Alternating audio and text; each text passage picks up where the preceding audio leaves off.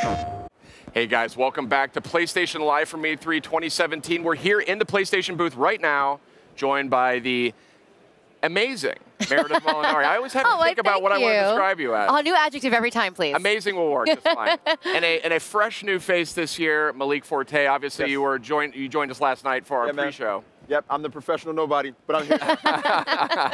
You're going to be seeing a lot of us here over the next 3 days. We've got 15+ hours of live game demos. We've got interviews with top developers, roundtables. There's a lot of top folks coming on this show, a lot of news and a lot of new footage breaking here. So keep your YouTubes and your Twitter or your Twitch and all that planted right here. And definitely watch on live.playstation.com. There's a lot of rewards and stuff you can earn just by watching. So, hey, why not? But, guys, big showcase last night. Oh, yeah. PlayStation brought a lot of firepower, literally. Yeah. I think I had to catch Malik a few times because he was ready to, like, fall over. It was like, oh. Yeah, pretty much every second it was like, that's fair. When those flashbacks were going off during Call of Duty World War II, that was crazy. Yeah, it was good to finally see how the multiplayer looks in that game. Yeah, first look at multiplayer was an amazing trailer. Yeah. What were some of your highlights last night? I mean, I think just the way they started off. I mean, the beautiful music. There's something really to be said about the stage production of it all. Oh, yeah. You know, with like the water that was coming down from behind it and the musicians, and then opening up with Uncharted, which is totally one of my favorites. Really excited to talk to them later today, find out more about that. That was a great way, I think, kick off the show. What about you, Malik? There was a couple. First off, Monster Hunter. Oh, yeah. Yeah, I dang near fainted after I saw Monster Hunter. Yeah, I've been waiting for Monster Hunter to come back to PlayStation for such a long time.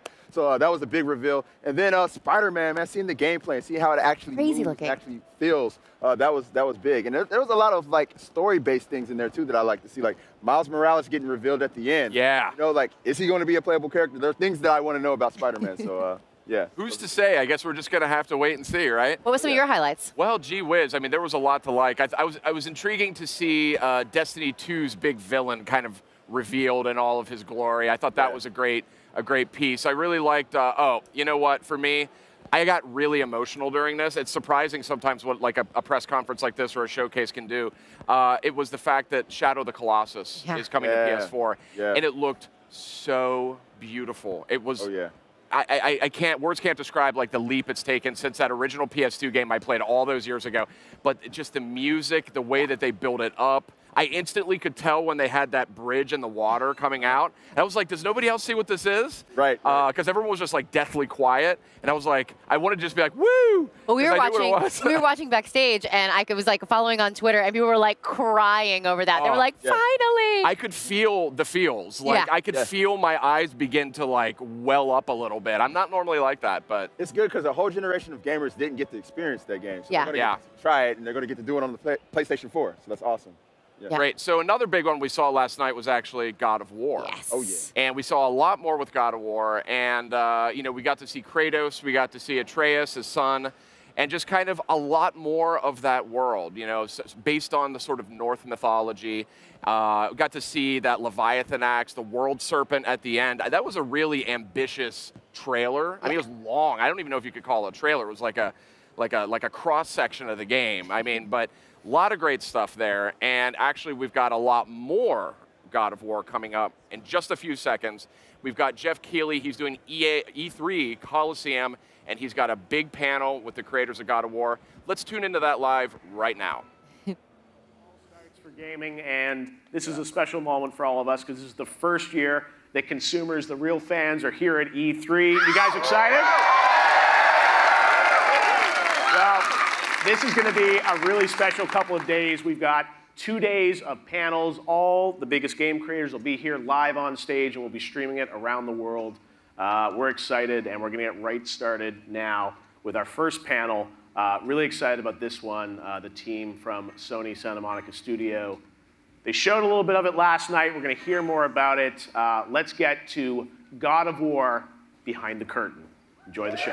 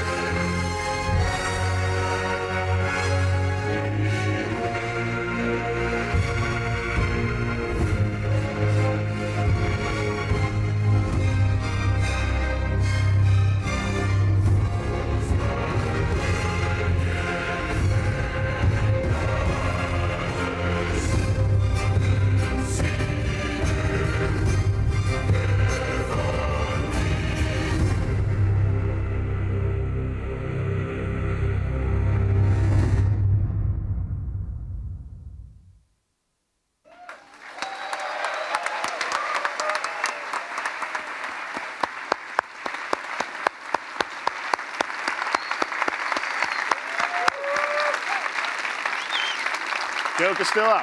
All right, and ladies and gentlemen, please welcome your host for God of War Behind the Curtain, Michelle Morrow. Michelle? Hey guys, what's going on? All right, well, first of all, I think we should thank Joe Castillo for that incredible performance. So please help me in giving him a warm round of applause. All right, well, I want to first start by welcoming all of you guys to the God of War Behind the Curtain panel. Most of you guys know why you're here, obviously, but I'm a huge fan of this series, so I was really, really just overwhelmed by the fact that they asked me to moderate this. So without further ado, there's a lot of questions because we saw a really cool World Serpent come up last night in the trailer. So let's bring out the team from Santa Monica Studio and get a little bit more. Guys, want to come on out? Let's give them a round of applause.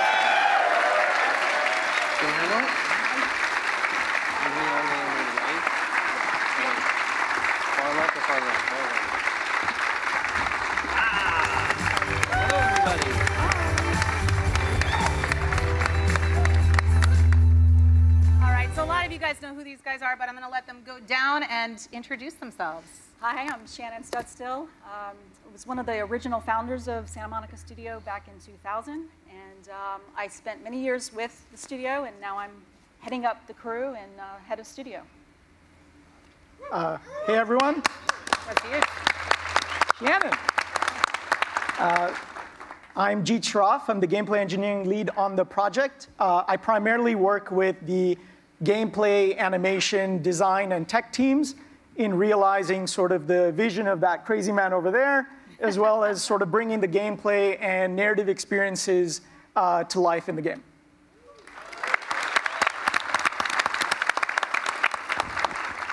Hi, everyone. I'm Ariel Angelotti. I'm on the art side of things. I'm a producer for the concept art team, the character art team, and the character tech art teams, as well as dabbling in some other aspects of the art for the game as well. Hello, everyone. I'm Cory Barlog. I'm the director of the game, and I make their lives completely miserable on a daily basis. That's really it. That's the best description of it. All right, well, let's get to it because we have a lot of questions going on. You know, this is a big reimagining of God of War, so I think my first question really would be for Shannon, being the studio head. You guys were, I guess the fairest way to say it is at a crossroads a couple years ago for the studio. So when you were looking forward, did you envision God of War to be a part of that future? You know, a lot of people felt like God of War needed to rest and breathe after the release of Ascension. And I was pretty strongly, you know, my gut knew that there was so much more that we could tell in terms of story and character arc with Kratos. We've seen one dimension of him. And, you know, as we were kind of at that crossroads, it was really apparent to me that we needed to really look for a new beginning and someone that could tell that new beginning in a way that you causing Sorry, problems? I was arranging the furniture. Jesus. Go on, you were saying. So, in my mind, there were two people that could retell this story and really pivot the franchise where, you know, the fan base would, you know, it would be a compelling experience. One of those people is Dave Jaffe, the father of the franchise.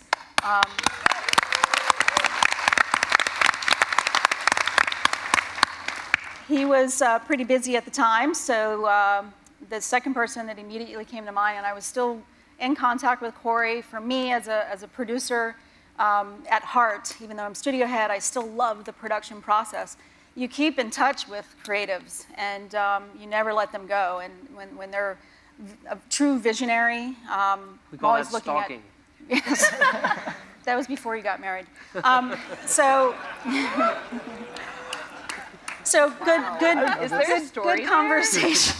Not at all. I was like buried with 2 kids. So we had a good lunch, and I saw the new Cory because we hadn't seen each other for a while, and he had been around the world working with different creatives, and he really resonated with me. I walked away from that lunch feeling sort of, and that you feel it. You just walk away going, this is going to work. This is going to happen. Especially with somebody who's been a part of the franchise since the very beginning, right? So like for you, Cory, did you know what you wanted to do when you're coming back? I know you've talked a lot about fatherhood and the inspiration of that, but when you were first, consulted, did that immediately come to mind, this new direction?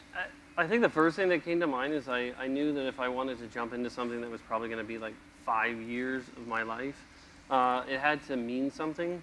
I think what I learned when I was working with so many people in the time between was, finding your own personal way into everything that you do. That every story that you tell, everything that you make, you have to have some kind of personal connection to it, some kind of truth that comes from your own life, right?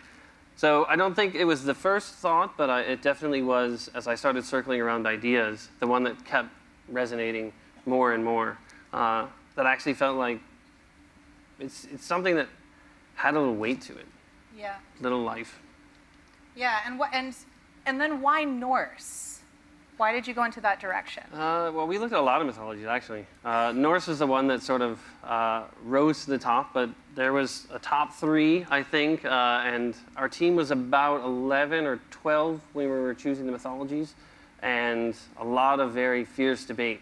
There was camps on either side of this, and I ended up just making the final decision, kind of looking out to where I wanted to see the franchise go many games into the future and kind of how we were going to grow it. And I realized, I think the best place to start is Norse, that it had such an incredibly rich mythology, and it was so vastly different, I think, than what we had done before. And I think I've heard you talk before about how it's just kind of in the areas, right? Like each kind of area within had their own religions and whatnot. So Greek was part of it, so he just took a boat over to Norway or something. I mean, mythologies are sort of creation stories of each culture, right? And cultures are essentially separated by geography, right? So there are creation stories that they date back. So there are mythologies happening around the world at all times throughout history, all the way back. So we are sort of positing this concept that at all times there are various gods walking the earth in each of these different mythologies.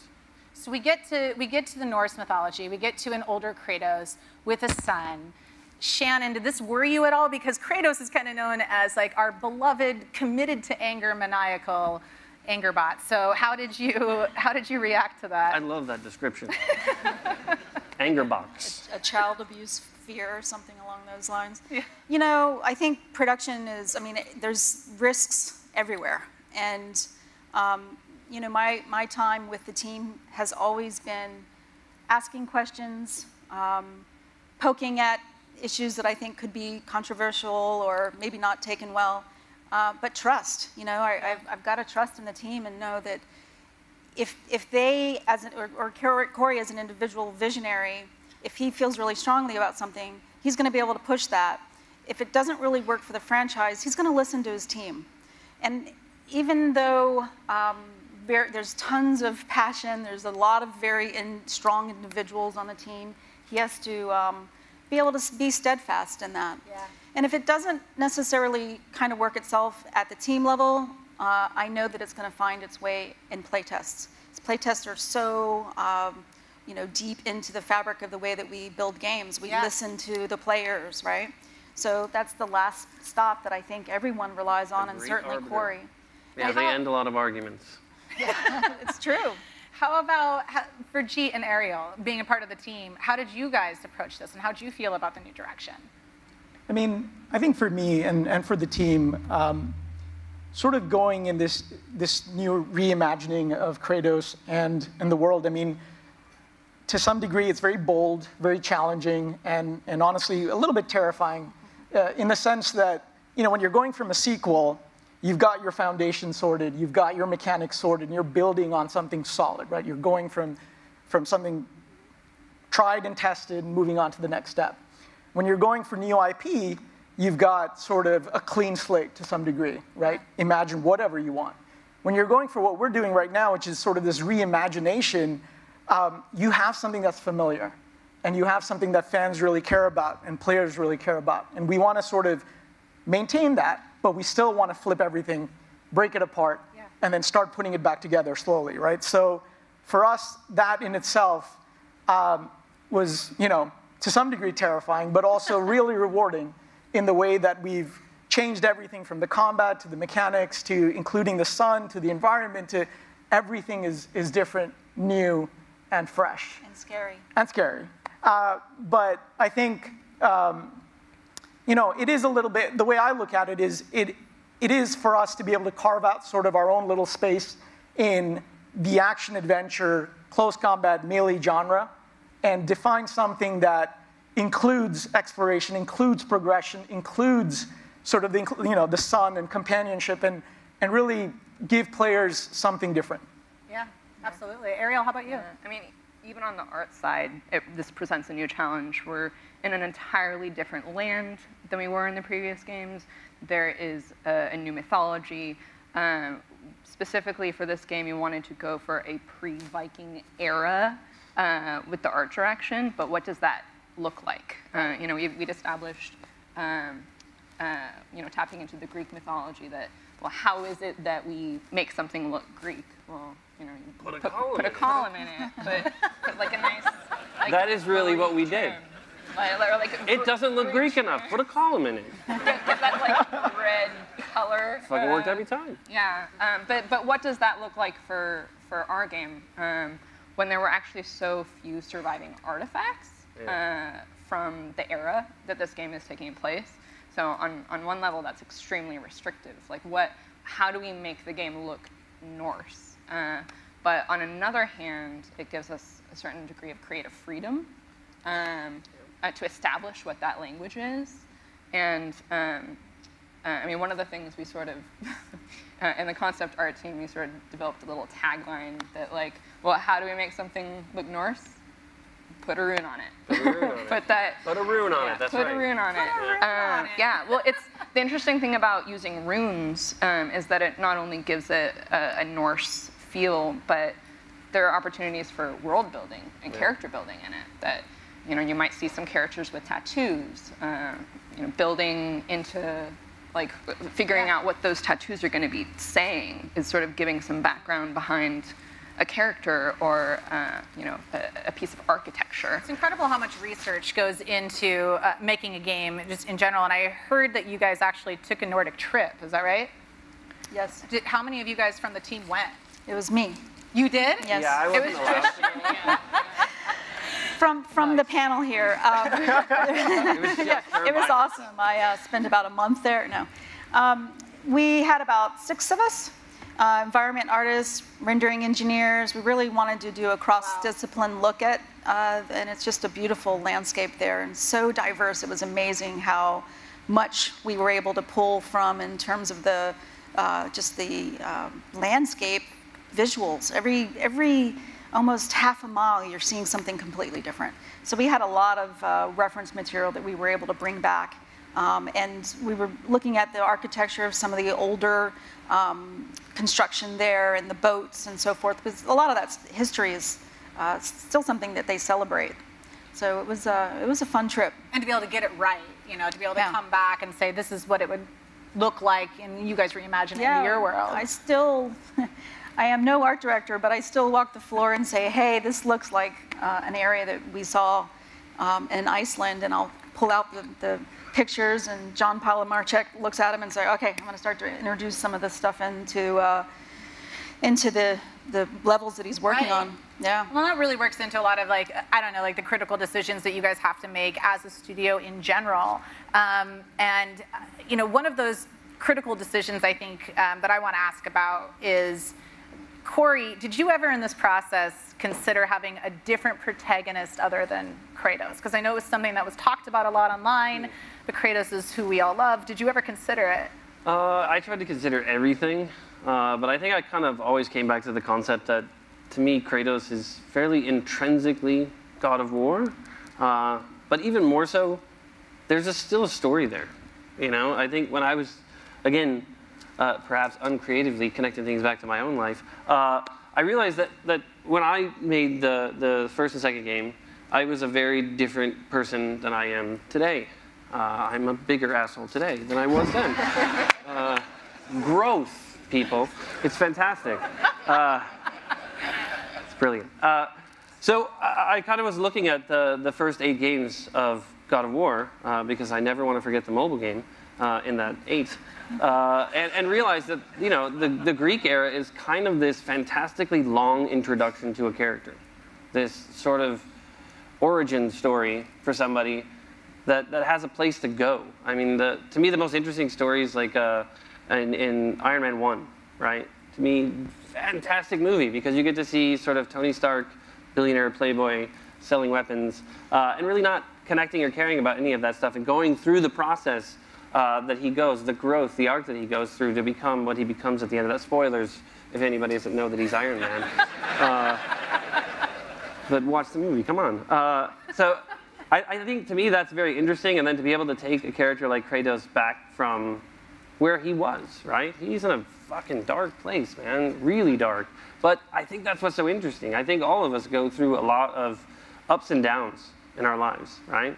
That nobody's life is just that. It's boring, right? Nobody goes through that. It's all over the place, and I think to be able to take somebody from the extreme to another extreme, I think is, to me, why I consume content. You know, that's drama. That's exciting. So I think that challenge almost immediately when I kind of realized that, like, this is the challenge I want to take on, right? Yeah. And stay with Kratos, and you know, and add in a sidekick, which it looks like we can control at some points. I'm not exactly sure. It's interesting. It's not like a direct control in the sense you're going to be ordering him around to do things. He kind of is this fantastically sort of autonomous partner who we have dedicated a specific button to, so that you are like a father, sort of teaching him, commanding him to do things, but he, like an individual, will do some of the things on his own as well. So that's kind of the interesting dynamics of sort of parenting as well as kind of dealing with another character in the game. But I know a lot of people are concerned, thinking that he will be a burden. I even heard it on some of the reaction videos last night, because I love those things.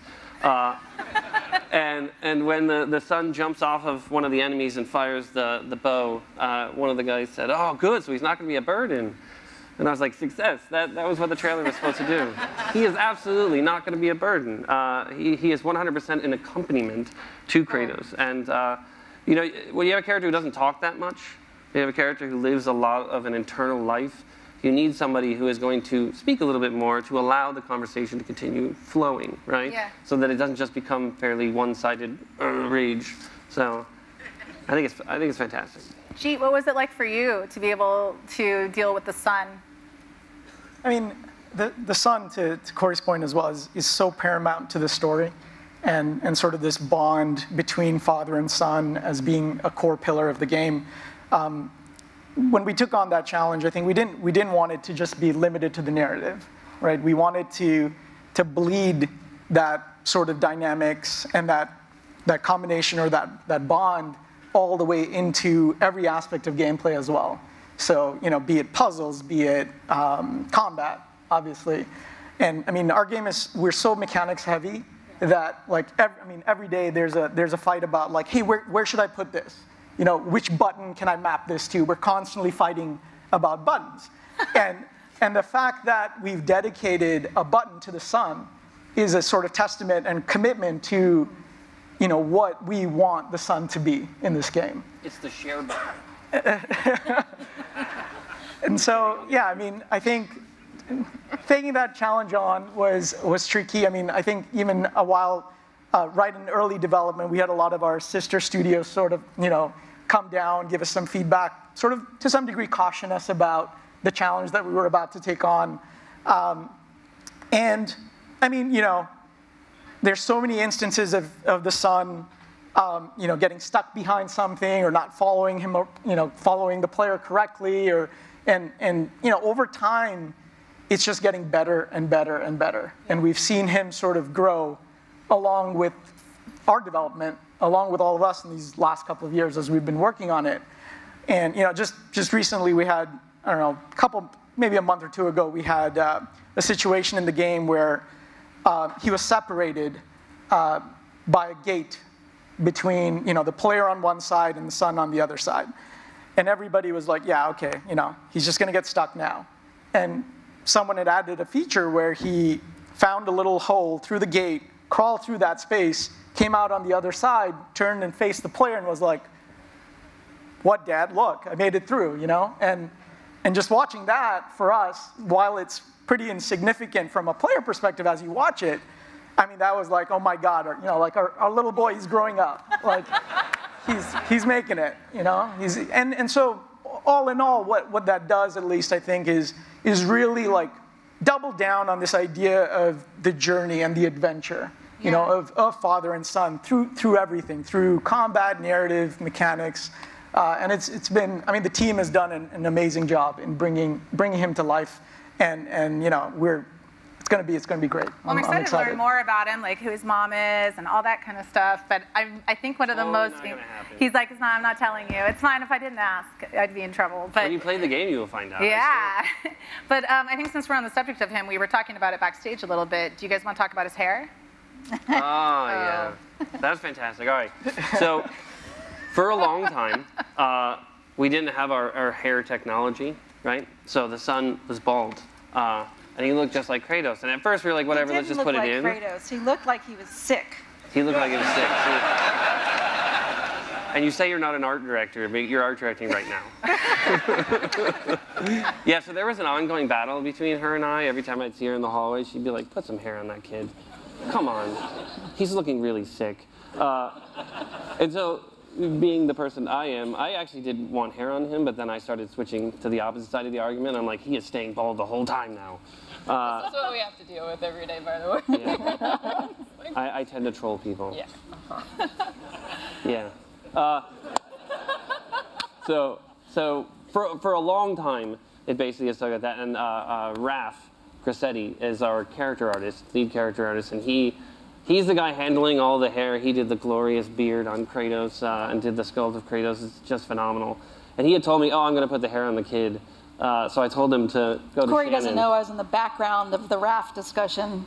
I found my way. She's the one that set it up. See, I was trying to give her a win as well by saying, you know, Raph, tell her that you didn't tell me. Tell her that you did it, and I'm just going to be really upset about it. But yeah, it's really nice. It ended up turning out very, very good. Well, I'm glad that Hairgate has been settled. Hairgate, all done. Took months. But G, you brought up something kind of interesting where you said sister studios came by and sort of, you know, gave you advice or warned against or whatnot. And so for Shannon, you know, having the cameras and no cut like the entire time, did anybody warn you against that, or was that something you were looking? I think I was personally more concerned about Sun at the time. There's just so much work, and Jeet and team have done a phenomenal job, you know, watching him grow. Our little boy's all grown up. Camera was a topic of discussion for quite some time, and this was another one where Cory, in my opinion, I'm not sure if this is necessarily true, but he really stood alone on this one. I don't think very many people wanted to go down this path, didn't really understand the value of it, and he pushed, and I think we're much better for it. For a long time, it seemed like just a crazy idea that I was pushing. It really does have a strong purpose. I think it's interesting to actually be able to play as Kratos without ever looking away. The idea of camera cuts, I think they're fantastic. They're sort of a vocabulary for film that are almost invisible to us when we watch something great. Some great TV, great film, it's just, we don't see it. But I think for video games, we have this opportunity to never look away, to actually exist as the individual character throughout the entire experience. Somebody want to get that? I like how it's like a regular phone ring, too. Right. It's just like, ring, ring. I think it might be my mom. Tell her I'll call her back. No, but it's a massive undertaking to do that, to just go full on camera the entire time. Yeah, I think before last E3, the technical director had sat me down and said, you probably shouldn't tell everybody that we're going to do no camera cuts just in case. And I was like, just in case what? We've committed to this. We're doing this. He's right like, after that, you just and I was tweet. like, that's like the worst thing you could tell me, because now I'm telling everybody. I'm going to get a T-shirt that says no camera cuts. He failed social engineering that day. Well, I mean, we don't have tons of time left. We have about 16 minutes, but I wanted to ask you a little bit about the casting process. Because we have a new Kratos. We also have a young boy. So I wanted to ask you about what that was like to cast those characters, because he's really young, like 9 or so when you guys started? When we cast him, he was 9 years old. I was advised or strongly cautioned that, it's the film adage of never work with animals or kids, which should be a game development adage considering how difficult it is to get the son to do anything in the game. But everybody said, oh no, it's going to be hard. And I was kind of pushing for the concept of it's the only way you're going to get the real performance is to have both actors on the set during the shoots and actually have it be a kid, right? And I mean, it's even proven in when we watch some of the footage. We have a stunt person and the kids, so when we do any sort of crazy complex stuff like throw them off a building or something like that, we have to get a stunt person in because apparently that's a no-no for kids. I don't know. We're going to change the laws. So you can absolutely tell even the way the stunt person stands, even the way the stunt person walks. Oh, wow, that's not the kid. That's not really the kid. It makes a massive difference on sort of the legitimacy of the performance. And it took a long time to find Kratos because, you have to find a very large person, right? Very large. And we were very, very lucky to get Christopher Judge, an incredible performer. He's such a good actor. He is unbelievable. He brought an incredible amount of intensity to this. And the son was actually the first part that we cast. So we went through a lot of different meetings, and this kid's audition was just phenomenal. He's like 39 going on 30, just super mature, very on point. We were very lucky to get him. What's his name? Sonny Sulik. Sonny Sulik. Yeah, he was actually just at Cannes, hanging out with Nicole Kidman and Colin Farrell, so he's not going to return my calls anymore. he's famous now. And you said when you started this, he was 9, but now he's about 14 or so, or how old, 13? 13, I think, 12. I don't really know. Yeah. He's still 9 in my mind. I think we actually have a clip of it. We totally do. Aaron, do we have a clip that we could show everybody? Maybe? I always wanted to try this out if it would work. Oh, here it goes. Nah. Why'd you say nothing? So this is that scene from the trailer. Oh, yeah, this is from the actual trailer. You think I'm weak because I'm not like you. I know I was never what you wanted. But after all this, I thought maybe things were different. You do not know everything, boy. No. But at least I know the truth now. The truth. The truth. Why did you wait so long to tell me?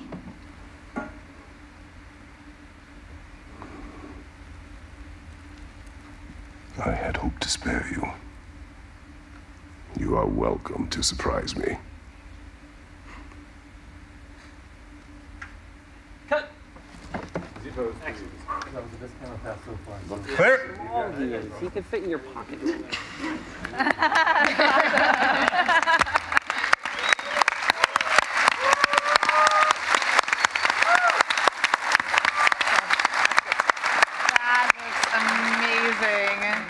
Wow. Wow. Do you want to talk at all about that process? Were you there the entire time during the mocap shooting? Yeah. So that's an amazing process. There's so much preparation that goes into it, from the cinematics team, shooting animatics, kind of getting everything dialed in. I mean, I was very, very fortunate to have a really incredible crew, so that every time when we went in for shoot days, it was running like clockwork, like absolutely no issues. And we're doing, single shots that sometimes are 4 minutes long. So I was an idiot who had no idea what I was getting into when I said, no camera cuts. And then the reality of actually going on set and shooting 4 minutes with, say, 5 actors, and you have to get 5 actors' performances perfect in one take. So a lot of pre-work went into making sure that every single thing was dialed in. Dori Arazzi is the camera guy, the cinematographer, and he is just amazing. We have this little VCam thing, right? It's basically like a little tablet that is getting video of the cameras that are in 3D. And he carries that thing around, and it's like shooting with a Steadicam. But every once in a while, all the controls will reverse. So all of a sudden, up is down, down is up, left is right, right is left. but you'd never know.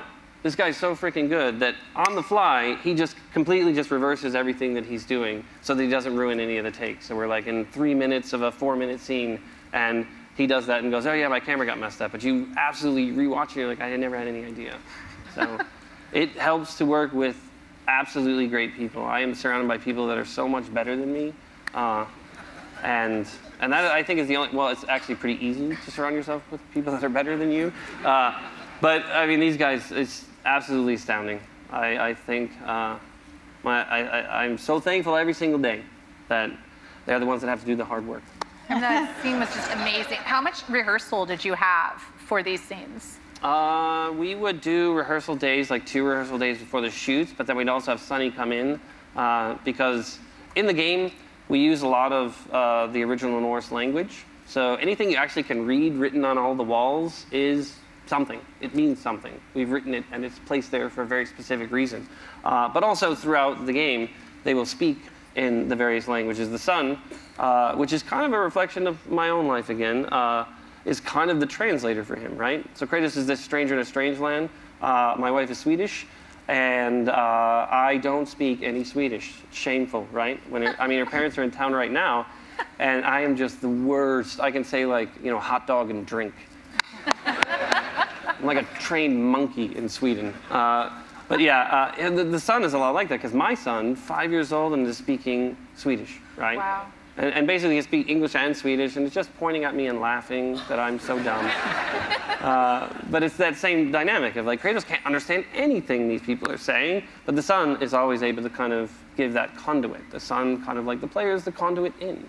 So it's really cool. Well, you guys, I mean, there's a lot of new people on this project, too. You've got Sony, you've got new Kratos, you've also got Christopher, and you also have a new composer as well, right? Yes. Yeah.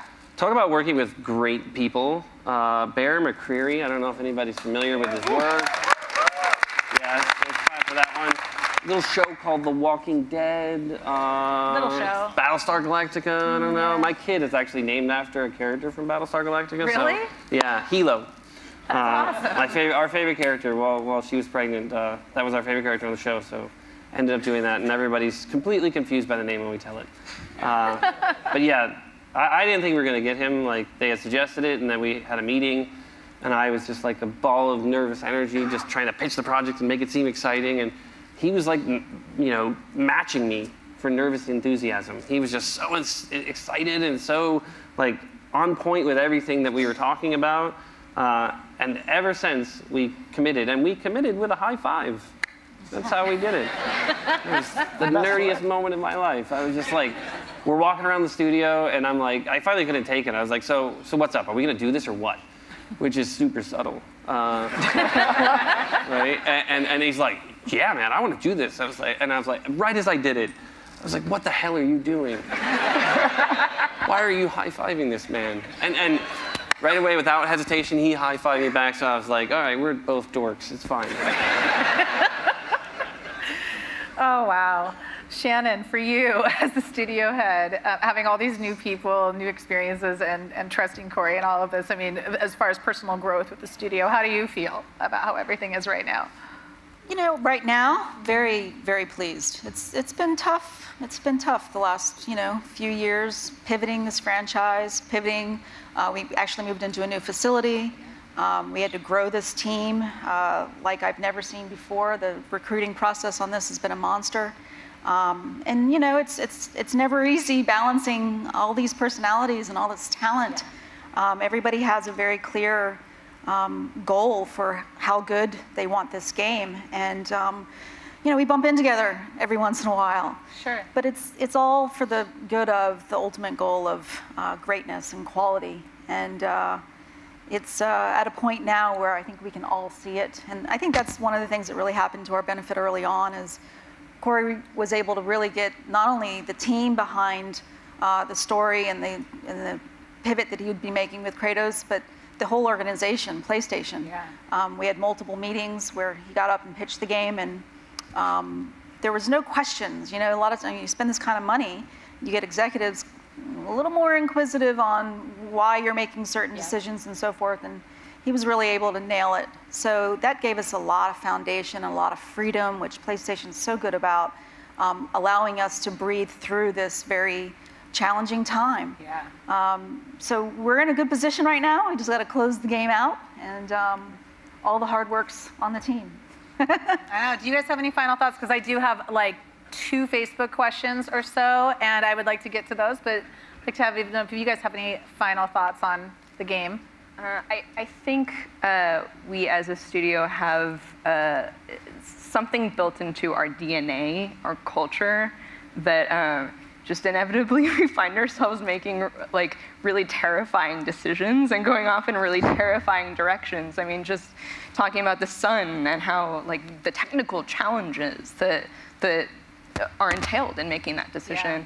Yeah. Going in a brand new direction with a new mythology. It's a right decision, but it's terrifying. And I mean, as a producer, I find myself sometimes terrified at the decisions that we're making. But what a big decision. Yeah, of course. But I think it's a credit to the team, just talented artists, programmers, everyone pulling in a direction of greatness that I just want to give a shout out to everyone on the team and their hard work and dedication.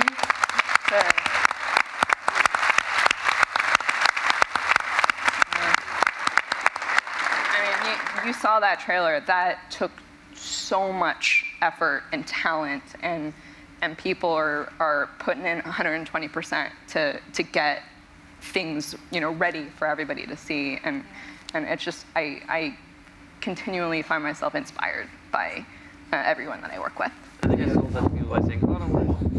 Yeah, it never is. It never is. Yeah. I think it's the perseverance too that really.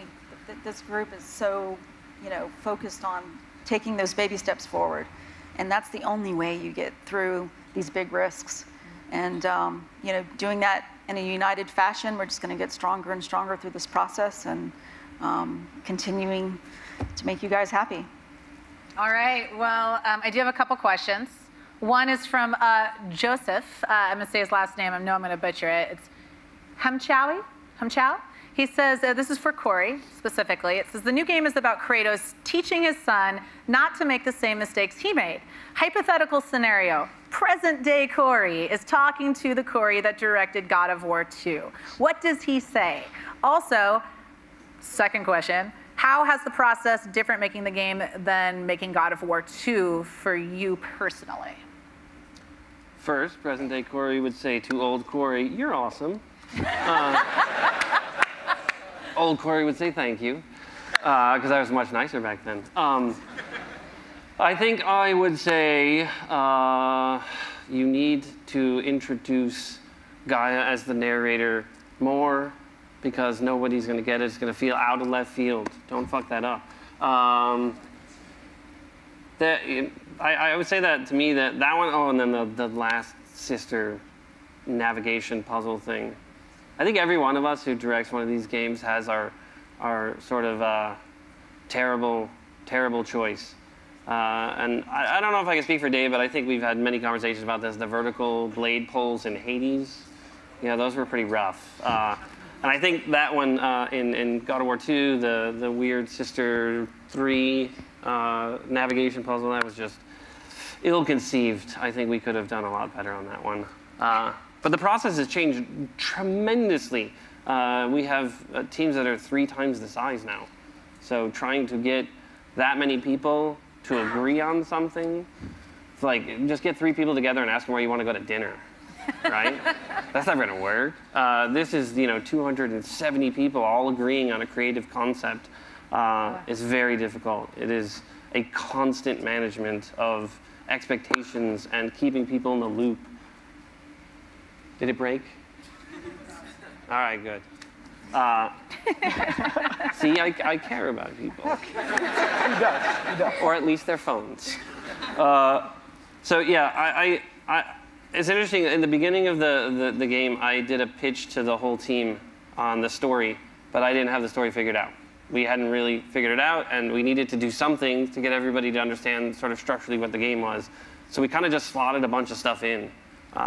Who knows it? If we have it behind the scenes, you might see this, but it's like some really hand-wavy crap at the end of the game that was just like, and then we'll do this. And everyone's way more savvy to realize, oh, he hasn't really thought about that much. So that's definitely very different than we had to do it before. Yeah. I do have another question here. It's a little, we'll see if you guys can answer it or not. It's the same person, Joseph, and he's asking, also, does the world serpent betray Kratos and Atreus as he is the son of Loki and Loki is the god of mischief? That's what this person is asking. And it's going to just be all like dead silence. Yeah. Wall of silence, people, wall of silence. Sorry, Joseph. Yeah, that's the only one from Joseph. So no answer on that one, unfortunately. You're going to have to play the game, Joseph. Does anybody in the audience have any questions for the team? Everyone's just like, Right on. All right, right up here.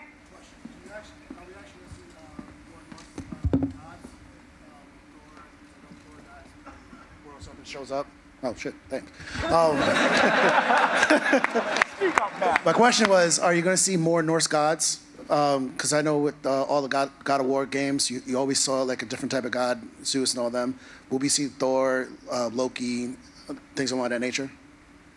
Gods are a fairly important aspect of this mythology and this world. Specifically, whom and when you're gonna have to play.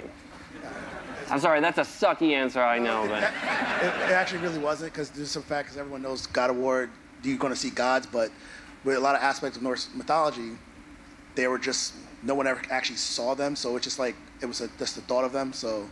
That is a really great point. I don't know if you've ever heard that, but not a lot of, in sort of the Viking era, they always talked about how the gods had abandoned them, right? The gods were these sort of figures that had lived before them. Right? And prior to the Viking era is the migration, when Europeans moved north to Scandinavia and all those areas. And prior to that, the pre-migration is this period of time that we are taking place in the game. We are positing that is the time when the monsters and the gods and the giants all kind of walk the earth. That's when Midgard was kind of this sort of middle ground between all the different realms. So it gives us a tremendous amount of freedom, and so maybe they will be appearing, who knows? Maybe. Again, crappy answer, I know. I think we have time for one more, and I believe it was right there. So what I'd like to know is, what was it like when you were thinking about the new weapon, going from the blades of chaos to the axe of destruction? Calling it the axe of destruction, I don't care. I'm sorry. What was that? Did you call it the axe of suction? No, the axe of destruction. Oh. Yeah. Axe of destruction is much better than axe of suction. It's not a very good microphone. We have tech for that. We have, right. The weapon was, yeah, very, very controversial in the beginning, just because we really wanted to kind of rip everything apart and rebuild it from scratch and kind of see what really is necessary, what is not. And, you know, the combat team is incredible. You know, I have an incredible team of designers, very creative, crazy people whom I fight with on a regular basis. And the sort of genesis of this was years in the making. I mean, this was definitely not flip a switch and it was all good. The kernel of the idea was definitely early on, but it took a long time, I think, to kind of find. We're still finding it, to be honest. I mean, games are essentially, you know, making those final tweaks as it's coming off the lot. I mean, it really is all the way until the end. And this one, for a long time, there was the idea of not even throwing the axe. Yeah. Right. So, you know, that addition in itself is sort of this amazing, memorable thing that you get to do every single time, and it never gets old in the game. And so, I mean, you know. What like forced the decision to throw the axe? Like, what was the impetus for making that decision? Napoli. Yeah, he had this cool idea, and he had talked about it for a little bit, and I think he really just needed to put it in the game. Put it in the game and did it, and I think everybody was like, oh, this is really cool. This is the beginning of something. Him and George Moll is the programmer, and they both just kind of worked a little overtime and cranked this thing out as sort of a proof of concept, and it was just awesome. So much so that every review leading up to even E3 last year, I was annoying people to no end because I would throw the axe at everything in the world. Like in all the reviews, I'd just be like, boom, and it would just be my way of testing to see if there was any collision. So it'd be like, go through a tree, go through a rock. I'd be like, yep, no collision there. They're like, dude, stop that. They're like, we don't like throwing the axe now because you're ruining it for us. But I still, to this day. What's that? What's it? Give the microphone. No, I was saying, can we get a evil cherry tree boss? You know, just so we can throw the axe at there. Come on. That's awesome, and it's now going in the game. But good try. You guys, thank you so much for the questions. And I just want to thank Cory, Ariel, Jeet, and Shannon for joining us today on the God of War Behind the Curtain panel. We got to go, but E3 2017, have a great time. Wrap it up. PlayStation